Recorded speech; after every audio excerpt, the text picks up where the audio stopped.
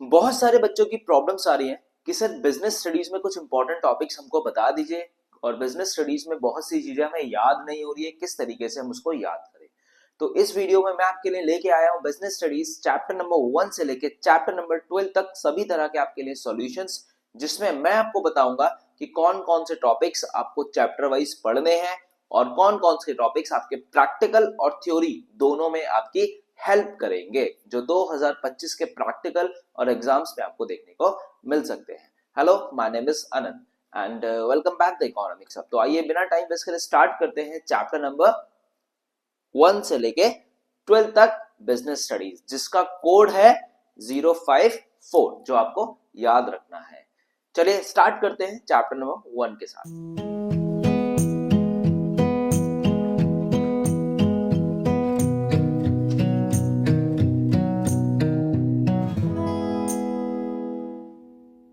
तो आज की इस क्लास में जैसा कि मैंने आपको बताया, मैं आपको बिजनेस स्टडीज़ के इम्पॉर्टेंट टॉपिक्स जो प्रैक्टिकल और थ्योरी दोनों के लिए इम्पॉर्टेंट बनते हैं। तो आइए बिना टाइम वेस्ट करें चैप्टर नंबर 1 की बात करें, जिसका नाम है आपका nature and significance of management. तो इस चैप्टर में आपको प्रैक्टिकल और थ्योरी के लिए किन किन चीज़ों पर ध्यान देना है, आप अपने पास अपनी नोटबुक या बुक खोल के रख लीजिए और जो जो टॉपिक्स मैं आपको समझा रहा हूँ आप उसको टिक करते जाए, इंपॉर्टेंट लिखते चले जाए। तो चैप्टर नंबर 1 की बात करें तो उसमें आपको इफेक्टिवनेस और इफिशिएंसी अच्छे से पढ़ना है। इन दोनों में डिफरेंस क्या होता है, इफेक्टिवनेस और इफिशिएंसी का, विद एग्जांपल।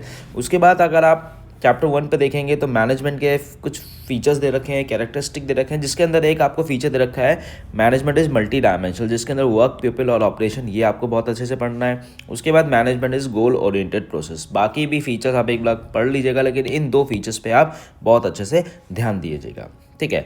सेकेंड ऑब्जेक्टिव दे रखा है, इसका सेकेंड इंपॉर्टेंट टॉपिक है ऑब्जेक्टिव ऑफ मैनेजमेंट। ये आपके बोर्ड की थ्योरी प्लस प्रैक्टिकल दोनों के लिए बहुत ही ज़्यादा इंपॉर्टेंट बनता है। ऑब्जेक्टिव ऑफ मैनेजमेंट में organisational objective, survival, profit, growth, इसका पार्ट है।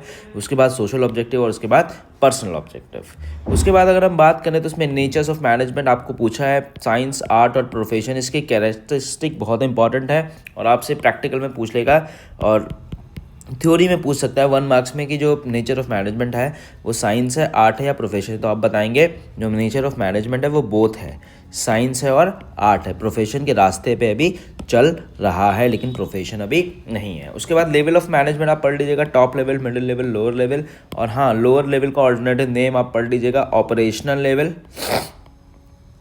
और एक नाम और होता है जिसको हम बोलते हैं सुपरवाइजरी लेवल। तो आपको ये पता होना चाहिए, ये अलग से प्रैक्टिकल के लिए इंपॉर्टेंट टॉपिक बन जाता है।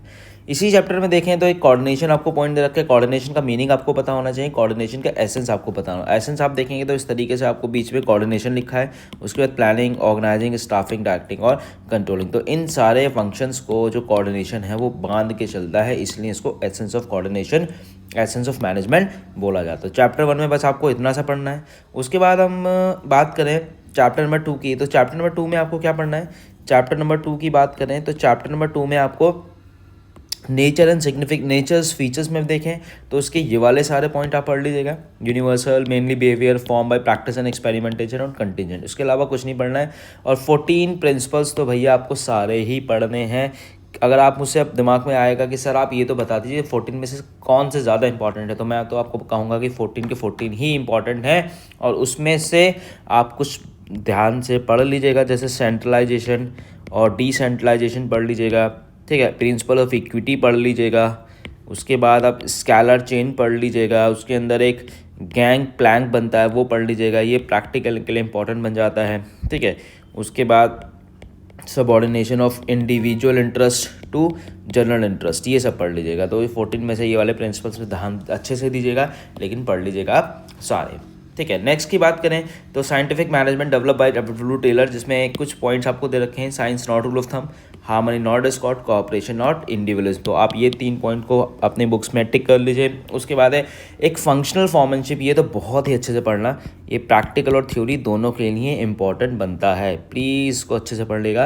ये प्रैक्टिकल और थ्योरी दोनों के लिए इंपॉर्टेंट बनता है। इसमें क्या है, इसमें आपको प्लानिंग एंड प्रोडक्शन डिपार्टमेंट समझाया है। प्लानिंग डिपार्टमेंट के अंदर root clerk, instruction card clerk, time cost, ये सब समझाया है। ये सारे पॉइंट्स आपको बहुत अच्छे से पढ़ने हैं चैप्टर नंबर 2 में। इसके बाद वर्क स्टडी देखें तो फैटिग, मेथड, टाइम, मोशन, ये सब रीड कर लीजिएगा। और एक इंपॉर्टेंट बन जाता है प्रैक्टिकल के लिए डिफरेंशियल पीस बेस्ड सिस्टम। जो प्रैक्टिकल के लिए इंपॉर्टेंट कह रहा हूँ उसको कल के लिए बहुत अच्छे से पढ़िएगा, ठीक है। उसके बाद चैप्टर नंबर 3 की बात करें तो एनवायरमेंट स्कैनिंग का मतलब क्या होता है, इसका डेफिनेशन पढ़ लीजिएगा। उसके अंदर इस फीचर्स दे रखे हैं, 6 फीचर्स हैं। इसमें सबसे important specific and general forces, तो प्रैक्टिकल के लिए इंपॉर्टेंट बनता है, टिक कर लीजिएगा अपनी बुक में। अनसर्टेनिटी और रिलेटिविटी, इसमें सबसे तीनों में इंपॉर्टेंट की बात करें तो ये वाला है। उसके बाद इसके इंपॉर्टेंस भी दे रखे हैं, 5-6 इंपॉर्टेंस दे रखे हैं। उसमें से ये 2 इंपॉर्टेंट ज़्यादा इंपॉर्टेंट बनते हैं, enable the firms to identify opportunities and getting first mover advantages और help the firm to identify early warning signal. तो ये 2 पॉइंट आपको 2 इंपॉर्टेंट बहुत अच्छे से पढ़ने हैं। वहीं अगर डायमेंशंस की बात करें तो आपको बहुत अच्छे से आना चाहिए। ये प्रैक्टिकल और थ्योरी दोनों में 100% क्वेश्चन आएगा। पी से पॉलिटिकल आपको याद होगा, ई से इकोनॉमिकल, एस से सोशल, टी से टेक्निकल और एल से लीगल। तो आपको ये याद रखना है, पॉलिटिकल, इकोनॉमिकल, सोशल, लीगल और technical, dimension of business environment. उसके बाद चैप्टर नंबर 4 पे आइए। और हाँ, इसमें ना आप एक टॉपिक और पढ़ लीजिएगा, जो डीमोनेटाइजेशन है, नोटबंदी। थोड़ा सा पढ़ लेना, क्या होता है ये आपको इकोनॉमिक्स में ही पढ़ने को मिल जाएगा। प्लानिंग चैप्टर 4 की बात करें तो मीनिंग आपको पता होना चाहिए प्लानिंग का। फीचर्स की बात करें तो फीचर्स में ये चारों फीचर्स आपको बहुत अच्छे से पता होने चाहिए। एक बार बाकी के पीछे भी फीचर्स भी पढ़ लीजिएगा, ये चारों बहुत अच्छे से पढ़ें। Contribute, objective, primary function, pervasive और involve decision making. Limitations planning के बहुत बहुत बहुत ज़्यादा इंपॉर्टेंट हैं, प्रैक्टिकल और थ्योरी दोनों के लिए। प्लीज़ प्लीज़ प्लीज़ बहुत अच्छे से पढ़िएगा, टिक लगाते हुए चलिए, मैं बार बार रिपीट कर रहा हूँ। Rigidity does not guarantee success, time consuming, huge cost, not working dynamic environment। उसके बाद प्लानिंग प्रोसेस तो सभी चैप्टर्स के इंपॉर्टेंट है भैया। देखिए यहाँ भी मैंने इंपॉर्टेंट लिखा है, आपको ऐसे ही स्टेप बाय स्टेप पता होना चाहिए प्रोसेस। उसके बाद टाइप्स ऑफ प्लान भी बहुत इंपॉर्टेंट है आपके प्रैक्टिकल और थ्योरी के लिए। जितने भी 8 टाइप्स दे रखे हैं, जैसे रूल्स दे रखा है, बजट दे रखा है, प्लानिंग पॉलिसी दे रखी है, तो ये सारे के सारे 8 टाइप्स ऑफ प्लान आपको याद करने ही करने हैं। वही चैप्टर 5 की बात करें तो ऑर्गेनाइजिंग प्रोसेस बहुत इंपॉर्टेंट बन जाता है। जैसे मैंने आपको बताया, प्रोसेस सारे ही आपको पढ़ने हैं। ऑर्गेनाइजिंग स्ट्रक्चर, फंक्शनल और डिविजनल स्ट्रक्चर पता होना चाहिए, इसका मीनिंग, इसके फीचर्स पढ़ लेना। ऐसे ही फॉर्मल और इनफॉर्मल का मीनिंग और फीचर्स पढ़ लीजिएगा, फीचर्स सारे ना पढ़ के कुछ फीचर्स पढ़ लीजिएगा। उसके बाद एक बहुत इंपॉर्टेंट टॉपिक है जो थ्योरी के लिए और प्रैक्टिकल के लिए इंपॉर्टेंट बनता है। थ्योरी में यहाँ से 100% क्वेश्चन आएगा। Elements of organizing, responsibility, authority, accountability, इन तीनों का मीनिंग आपको पता होना चाहिए। डेलीगेशन का मीनिंग आपको पता होना चाहिए, ये प्रैक्टिकल के लिए इंपॉर्टेंट है। सेंट्रलाइजेशन और डिसेंट्रलाइजेशन जो आपने चैप्टर नंबर 2 में पढ़ा है वही है। उसके बाद मीनिंग, डेलीगेशन एंड डिसेंट्रलाइजेशन, इन दोनों में क्या डिफरेंस होता है ये भी आप एक बार पढ़ लीजिएगा, इन दोनों का डिफरेंस। तो चैप्टर नंबर 5 में बस इतना आपको पढ़ना है। फिर बात करें चैप्टर नंबर 6 की, तो स्टाफिंग या HRM क्या होता है ये पढ़ लीजिएगा। स्टाफिंग का प्रोसेस जाने मैंने आपको बताया, प्रोसेस सारे ही पढ़ने हैं और यहाँ से बोर्ड्स में आपको 100% क्वेश्चन मिलेगा। ये क्या है, रिक्रूटमेंट, सिलेक्शन और ट्रेनिंग। रिक्रूटमेंट, सिलेक्शन और ट्रेनिंग को तीनों को आप मिलाएंगे तो आपको क्या मिलेगा, स्टाफिंग मिलेगा। रिक्रूटमेंट के अंदर एक्सटर्नल सोर्स ऑफ रिक्रूटमेंट कोई से भी 3 कर लीजिएगा। इंटरनल तो आपको पता होने चाहिए, ट्रांसफर और प्रमोशन। प्रैक्टिकल और थ्योरी, और ज़्यादातर प्रैक्टिकल में से क्वेश्चन पूछा जाता है और मैं तो पूछूंगा। उसके बाद आपको क्या बोल रखा है, सिलेक्शन प्रोसेस, इसके अंदर ट्रेनिंग एंड डेवलपमेंट पढ़ लीजिएगा। Method of training, on the job और off the job. Off the job का एक सबसे इंपॉर्टेंट पार्ट बनता है वेस्टिब्यूल स्कूल्स, ठीक है। वहीं चैप्टर नंबर 7 की बात करें तो इसमें आपको फिर से एलिमेंट्स, 4 एलिमेंट हैं, चारों ही एलिमेंट्स बहुत इंपॉर्टेंट है। इसमें क्या है, मोटिवेशन, सुपरविजन का केवल मीनिंग पढ़ना है। मोटिवेशन का फीचर्स, ये 3 फीचर्स पढ़ लीजिएगा, साइकोलॉजिकल प्रोसेस, पॉजिटिव और negative process, complex process. Maslow की थ्योरी तो ये मैं ही क्या आपको बताऊँ, ये तो आपको भी पता है कि ये बहुत इंपॉर्टेंट है, आपने पढ़ी भी होगी। उसके बाद फाइनेंशियल और नॉन फाइनेंशियल इंसेंटिव्स क्या होते हैं। लीडरशिप के अंदर ये 3 स्टाइल ऑफ लीडरशिप तो बहुत ही इंपॉर्टेंट है, प्रैक्टिकल के लिए तो इंपॉर्टेंट है ही है। ये कल के लिए प्रैक्टिकल आप ये वीडियो देख रहे हैं तो प्लीज़ इसको बहुत ध्यान से पढ़िएगा। उसके बाद हम बात करें कम्युनिकेशन, तो फॉर्मल और इनफॉर्मल कम्युनिकेशन होता है। कम्युनिकेशन के बैरियर्स बहुत इंपॉर्टेंट हैं कल के लिए, मतलब प्रैक्टिकल के लिए। और आपके थ्योरी दोनों के लिए। बैरियर्स आपको पता होने चाहिए, सिमेंटिक, साइकोलॉजिकल, ऑर्गेनाइजेशन और पर्सनल, और इसके कॉजेस पढ़ लीजिएगा और कैसे इसको रिमूव करा जाता है, इसके नेक्स्ट वाला टॉपिक है वो आप पढ़ लीजिएगा। फिर चैप्टर 8 की बात करें तो कंट्रोलिंग का इंपॉर्टेंस पढ़ लीजिएगा। कंट्रोलिंग में relationship between planning and controlling पढ़ लीजिएगा। कंट्रोलिंग का प्रोसेस तो जैसे मैंने एज यूजुअल आपको बताया बहुत इंपॉर्टेंट है। इसके बाद एक पॉइंट ऑफ व्यू दे रखा है डेविएशन। डेविएशन का मतलब क्या होता है? डिफरेंस डेविएशन होता है। इसका मतलब होता है, इस पॉजिटिव भी होता है, नेगेटिव भी होता है। पॉजिटिव डेविएशन और नेगेटिव डेविएशन क्या होता है मैं आपको समझा देता हूँ। सपोज आपको टारगेट मिला 100 कंप्यूटर्स या 100 यूनिट्स को प्रोड्यूस करने का, आपने 120 यूनिट्स को प्रोड्यूस कर दिया तो +20 हो गया, तो ये क्या हो गया? पॉजिटिव डेविएशन हो गया। आपको 100 मिला, आपने 80 बनाया और -20 बन पाया, तो ये हो गया आपका नेगेटिव डेविएशन। डेविएशन कल के लिए बहुत इंपॉर्टेंट है और प्रैक्टिकल और थ्योरी दोनों के लिए इंपॉर्टेंट है। उसके बाद क्या है? फाइनेंशियल आपका क्या हुआ ये भैया, हाँ सॉरी, उसके बाद है फाइनेंशियल ऑब्जेक्टिव। क्या होता है फाइनेंशियल ऑब्जेक्टिव? चैप्टर नंबर 9 बहुत इंपॉर्टेंट चैप्टर बनता है, अकेला चैप्टर, ये 2 इसके नेक्स्ट वाला 15 नंबर के बनते हैं। फाइनेंशियल ऑब्जेक्टिव, ये 4 ऑब्जेक्टिव आपको याद होने चाहिए। Profit maximisation, proper utilisation resources, maintenance of liquidity, meeting of financial commitment and credit. इसको टिक कर लीजिए अपनी बुक में, मैं दोबारा रिपीट कर रहा हूँ। उसके बाद फाइनेंशियल डिसीजन 3, ये तो 100% बोर्ड्स के में आएंगे ही आएंगे और प्रैक्टिकल और थ्योरी दोनों के लिए इंपॉर्टेंट टॉपिक बनेंगे ही बनेंगे। इन्वेस्टमेंट डिसीजन क्या होता है, फाइनेंशियल डिसीजन क्या होता है, डिविडेंड डिसीजन क्या होता है। उसके बाद फाइनेंशियल प्लानिंग की बात करें तो फाइनेंशियल प्लानिंग के ऑब्जेक्टिव्स भी आपको करने हैं, ये दोनों। To ensure availability fund, whenever जब भी आपको पैसे की जरूरत हो आपके पास पैसा होना चाहिए, और फर्म्स को अननेसेसरी पैसा कहीं से भी रेज नहीं करना है। कैपिटल स्ट्रक्चर का फॉर्मूला डेप्ट अपॉन इक्विटी, और इसमें ना न्यूमेरिकल्स हैं, आपने देखे होंगे, तो भैया न्यूमेरिकल जिसमें अर्निंग पर शेयर निकालना है तो ये कर लीजिएगा। प्रैक्टिकल में तो शायद ही कोई टीचर पूछ ले, बट थ्योरी के लिए क्वेश्चन इंपॉर्टेंट बनता है। फिक्स एंड वर्किंग कैपिटल में डिफरेंस क्या होता है और इसके नेचर्स, फैक्टर्स तो बहुत सारे हैं, और ये 4 तो आपको पता ही होने चाहिए, nature, scale, diversification and level. वहीं चैप्टर नंबर 10 की बात करें तो इसमें आपको फाइनेंशियल मार्केट का मतलब फंक्शंस पता होना चाहिए। मनी मार्केट और कैपिटल मार्केट का डिफरेंस, ये प्रैक्टिकल के लिए बहुत इंपॉर्टेंट है। मनी मार्केट शॉर्ट टर्म होता है, कैपिटल मार्केट लॉन्ग टर्म होता है। मनी मार्केट वर्किंग कैपिटल के लिए होता है, कैपिटल मार्केट फिक्स के लिए होता है। इसके इंस्टीट्यूशंस आपको पता होना चाहिए, दोनों के इंस्टीट्यूशंस कौन कौन से होते हैं, ठीक है। उसके बाद फाइनेंशियल मार्केट की बात करें तो कैपिटल मार्केट के 2 टाइप से, प्राइमरी और सेकेंडरी। प्राइमरी में न्यू इश्यू सिक्योरिटीज होती है, सेकेंडरी में ओल्ड होती है। फिर इसके अंदर स्टॉक एक्सचेंज इंपॉर्टेंट बनता है, स्टॉक एक्सचेंज के फंक्शन और ट्रेडिंग प्रोसीडर पढ़ के जाइएगा। उसके बाद डीमेटलाइजेशन क्या होता है, ये ऑनलाइन जो सिस्टम है सारा डीमेटलाइजेशन है, ये आपको पता होना चाहिए। उसके बाद इसमें स्टॉक एक्सचेंज के इंडिकेटर्स, सेंसेक्स और निफ्टी, तो इंडिकेटर्स दे रखे हैं। उसके बाद सेबी तो भैया 100% आपके दोनों ही एग्जाम्स के लिए इंपॉर्टेंट बनेगा, प्रैक्टिकल और थ्योरी। सेबी की फुल फॉर्म, सेबी कब इस्टेब्लिशमेंट हुआ?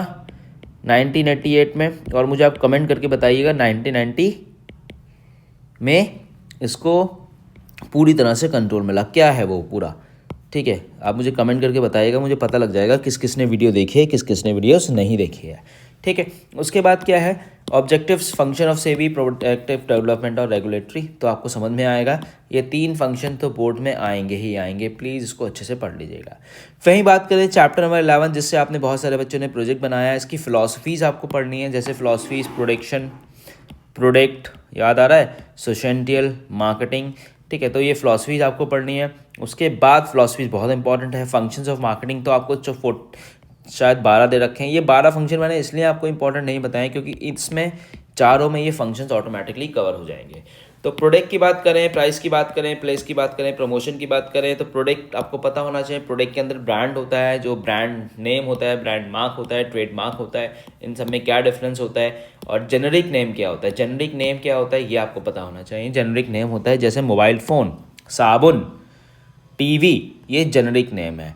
मोबाइल फ़ोन सैमसंग का, मोबाइल फ़ोन आईफोन का, ये ब्रांड नेम हो जाते हैं। तो इसके बाद इसी में पैकिंग और लेवल्स ऑफ पैकिंग होने चाहिए। प्राइमरी, सेकेंडरी, ट्रांसपोर्टेशन, प्राइमरी जो स्टार्टिंग में होता है, सेकेंडरी ट्रांसपोर्टेशन, ये तीनों आपको पता होना चाहिए। लेबलिंग के फीचर्स, लेबलिंग में पता है आपको क्या, जैसे सपोज़ मैं आपको कल दे दूँ कि आपको एक लेबल तैयार करना है, तो आप फ्रंट तैयार करें और बैक का लेबल तैयार करें, जिसमें MRP, मैन्युफैक्चरिंग सारे डिटेल होती है, यहाँ पे प्रोडक्ट का नाम होता है, ठीक है। तो उसके बाद प्राइस सबसे क्रूशियल एलिमेंट होता है, और प्राइस कैसे डिसाइड करता है, कौन कौन से फैक्टर से या मार्केट फोर्सेस से प्राइसेस का डिटरमाइन होता है, ये आपको पढ़ के आना है प्राइजेस में।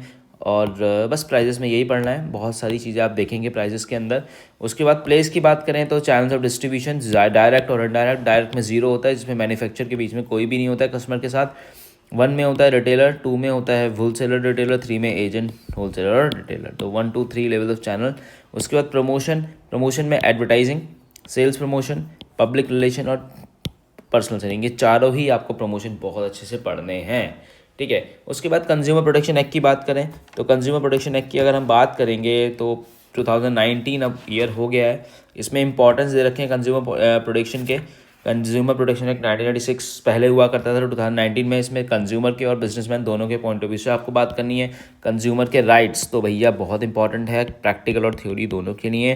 जो 6 राइट्स आपको बताए हैं, कौन कौन से राइट्स हैं, वो आपको बहुत अच्छे से आते हैं। उसके बाद मार्क्स की बात करें तो ये मार्क जैसे ISI मार्क, ठीक है, हॉल मार्क याद आ रहा है, एग मार्क, BIS मार्क, तो ये मार्क्स आपको पता होना चाहिए कि कौन सा जो मार्क है वो किस प्रोडक्ट पे। जैसे ISI होता है ड्यूरेबल गुड्स पे होता है, हॉल मार्क ज्वेलरीज पे होता है, एग मार्क एग्रीकल्चर्स पे होता है, BIS भी ज्वेलरी पे होता है। तो ये मार्क्स इंडिकेशंस आपको पता होने चाहिए कि मार्क्स कैसे कैसे आते हैं।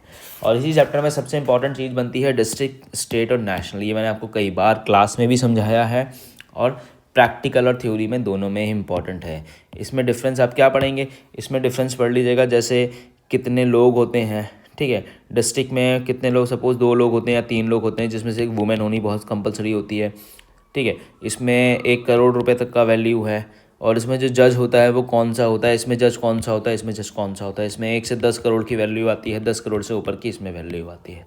तो पूरी बिजनेस स्टडीज़ में जो मैंने आपको समझाया वो सब आपको पढ़ना है, वो सब आपको समझना है, और इसी के हिसाब से आपको प्रैक्टिकल और अपने फाइनल एग्ज़ाम्स के लिए चीज़ों को प्रिपेयर करना है। अगर आपको कोई डाउट लग रहा है तो आप मुझे कमेंट कर सकते हैं, और मेरे Instagram ID the economics hub पे मुझे मैसेज भी कर सकते हैं। अगर आपको उसकी कंप्लीट PDF चाहिए तो वहाँ से मैं आपको इसको भेज दूँगा, ठीक है। चलिए, all the very best for your exams. मिलते हैं नेक्स्ट वीडियो में। Thank you so much for watching.